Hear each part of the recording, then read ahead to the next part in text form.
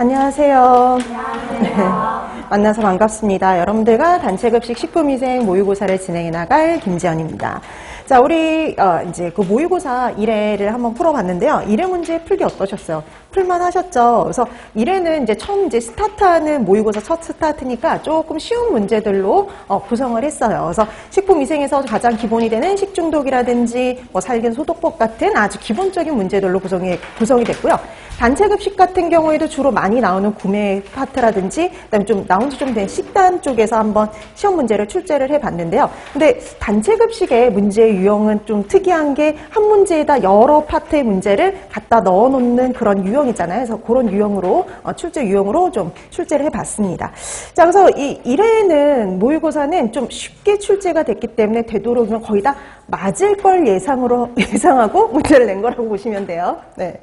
자, 그래서 우리 먼저 식품위생 먼저 그 모의고사 문제를 보고 그다음에 이제 단체급식 보도록 하겠습니다. 자, 우선 2교시 그러니까 전공 A죠. 전공 A 4번 문제에 뭐가 있냐면 식품위생 문제가 있어요. 4번에 문제를 보면은요. 다음은 봄나물을 안전하게 섭취하기 위한 방법과 관련된 내용입니다. 가로 안에 기억, 니은에 해당하는 용어를 순서대로 써주세요. 라고 되어 있네요. 자, 그래서 이렇게 2점짜리 문제는 이렇게 가로 넣기 문제가 가장 많이 출제가 됩니다. 식품위생 문제 같은 경우도. 자, 근데 아주 정말 단순한 문제예요. 식품과 독성분을 연결하는 문제죠. 그래서 식품과 독성분을 연결하는 문제는 기본 중에 기본. 그래서 자연독 문제인 경우에는 거의 다 식품과 독성분 연결하는 문제로 출제가 될 수가 있죠. 그다음에 간혹 아주 되게 독특한 증상을 갖고 있는 애들, 그런 애들은 증상까지 나올 수도 있어요. 특히 뭐 우리 동물성 자연독 같은 경우에는 설사성 조개독이라든지 마비성 아니면 기억상실성 조개독처럼 되게 독특한 증상을 보이는 애들이 있는데 그런 애들은 증상까지 나올 수가 있죠.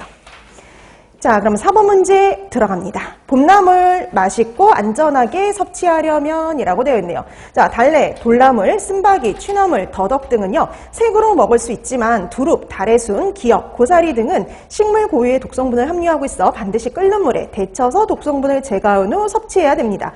아직 기역이 뭔지는 알 수가 없어요. 근데 뒤에 나오죠. 특히 기역은요, 성장할수록 코리친이라는 독성분이 강해지기 때문에 반드시 어린 순만을 물에 충분히 데친 후 섭취해야 됩니다.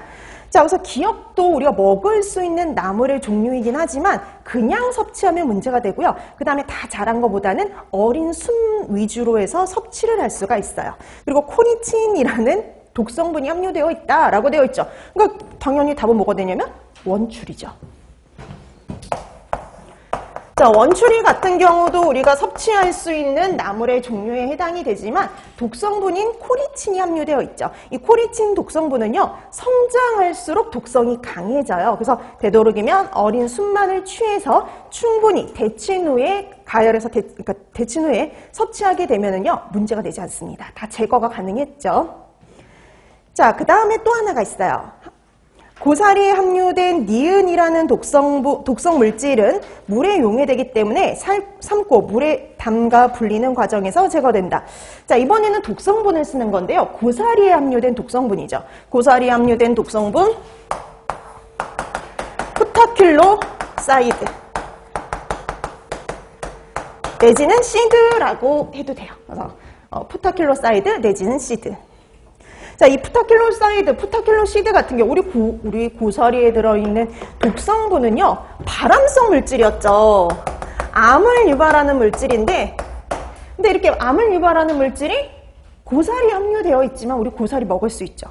우리가 삶고 그다음에 충분히 우리가 물에 담가두게 되면은요, 다 용출이 가능합니다. 그래서 다 제거가 가능하기 때문에 우리가 먹을 수 있는 식품으로 분류가 되죠. 고사리도 마찬가지. 자, 뭐 참고로 발암성뿐만 아니라요. 푸타킬로사이드 같은 경우에는요. 티아미나제가 함유되어 있어요.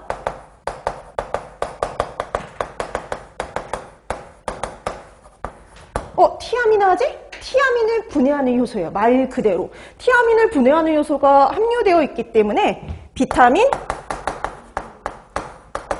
B1 결핍증을 유발할 수 있어요. 제대로 푸타킬로사이드를 제거하지 않고 섭취하게 되면요. 비타민 B1 결핍증이 발생할 수도 있는 겁니다. 자, 그래서 충분히 제거를 하고 섭취해야 되죠. 그 충분히 제거하는 거 별거 아니었죠. 삶고 물에 충분히 담가두면 제거가 가능합니다.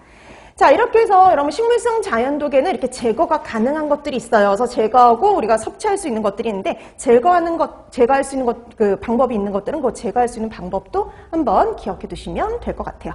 그에 비해서 동물성 자연독이라든지 곰팡이독 같은 거 기억나세요? 동물성 자연독이나 곰팡이독은 일반적으로 가열이 어땠어요? 강했죠. 그래서 일반적으로 가열에 강하기 때문에 일반적인 가열 조류로는 절대 파괴되지 않는다라는 특징이 있었죠.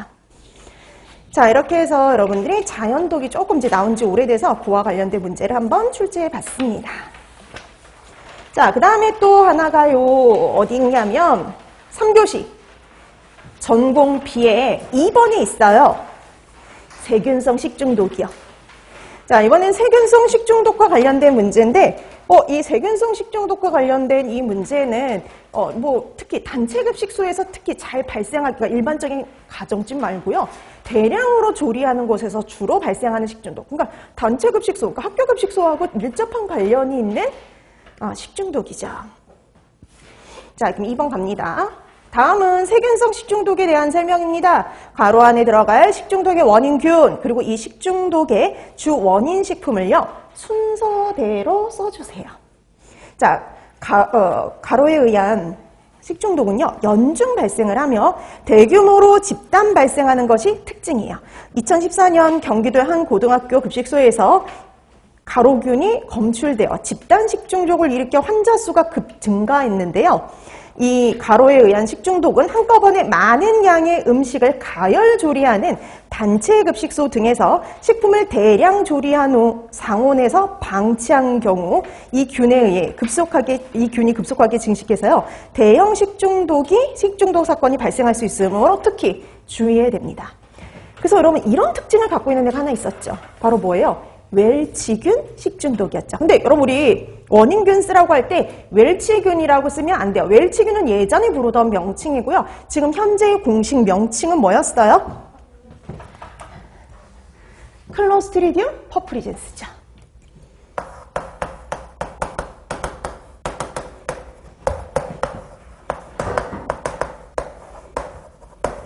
자, 그래서 학명을 우리가 식중독균 이름을 클로스트리디움 퍼프리젠스 이렇게 써도 되고요.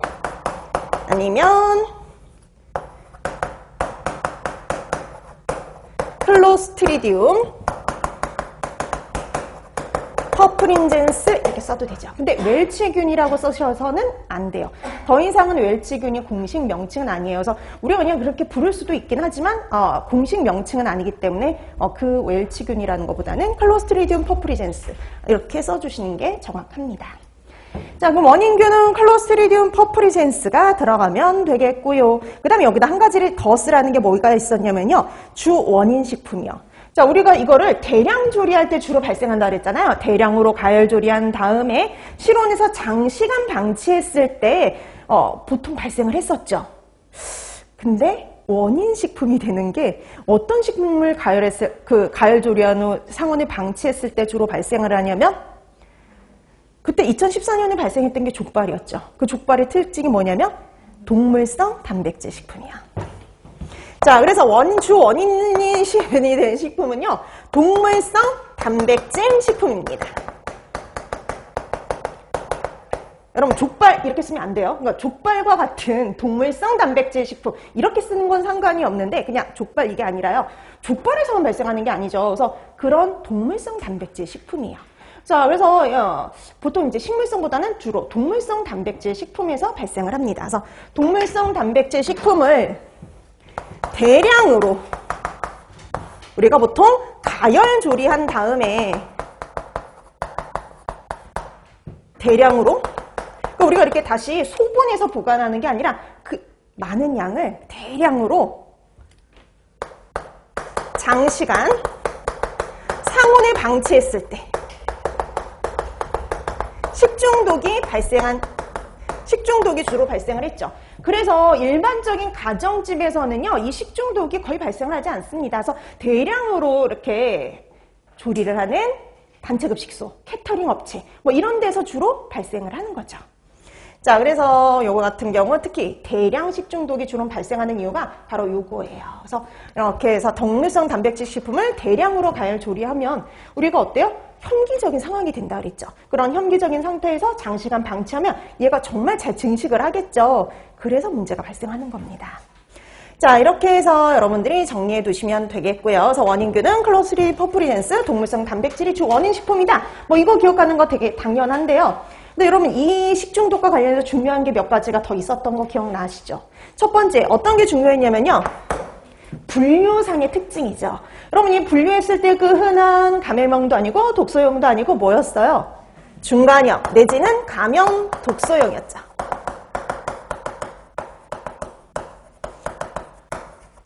자, 첫 번째 특징은 이거였어요. 감염 독소형이다 라는 게 특징이었습니다. 여러분 중간형, 감염 독소형의 특징은 말 그대로 독소에 의해서 발생하긴 하는데 어디서 생성된 독소가 원인이 됐어요? 우리 장 내에서 만들어진 독소가 원인이었죠. 자, 그래서 얘 같은 경우에는 우선 어떻게 먹어야 되냐면